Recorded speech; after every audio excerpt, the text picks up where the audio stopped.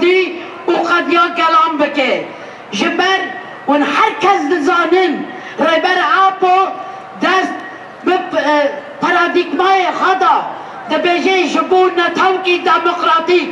جبونا جلي رجلاتا نافين جبر في چه درفتو امكانيات خانن حمي لسر ريبر عابو دي مشاندن لريبر عابو تجارة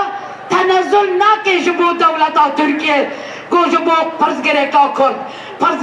کرد ده شخص رهبر عابو دا دخواسته تصفیه بکه لی دولتا ترکی بلاوه باش زانه به گو حتی کلمه گو لقادا به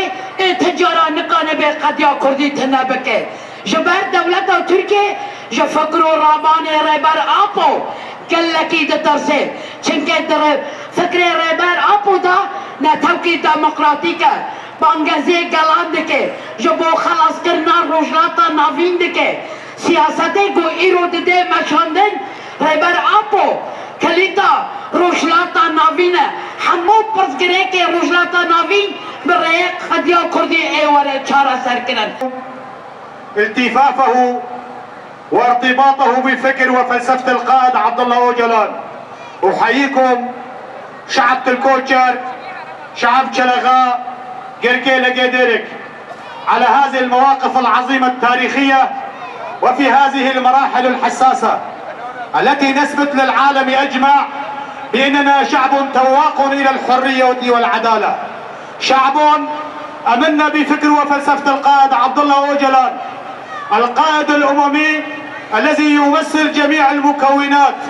الذي يطالب بحرية الإنسانية جمعاء. من أجل هذه الأفكار وهذه الإيديولوجية الديمقراطية والعدالة أصبح له 24 عاما في سجون الفاشية الدولة التركية، يمارس عليه جميع أساليب التعذيب والتجريد. 24 عاما أقدس آيات المقاومة أبداها القائد من أجل وحدة وتلاحم هذه الشعوب ومن أجل تحقيق النصر والحرية والعدالة لهذه المكونات.